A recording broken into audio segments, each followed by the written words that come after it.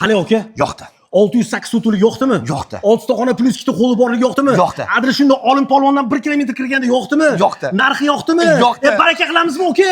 Shunda xotin bilan maslahat qo'ying. Onasini ham seni. Voy, bu Fayzli xonadonni narxini eshitib, yo'q edi orasi. Narxini oxirida aytaman. Assalomu alaykum. Bugun e'tiboringizga Zangeta tumani Olim Polvon mahallasi joylashgan 608 sotuga qurilgan 6 ta xona plus 2 ta holi bor. Yozgi oshxona, zimniy oshxona.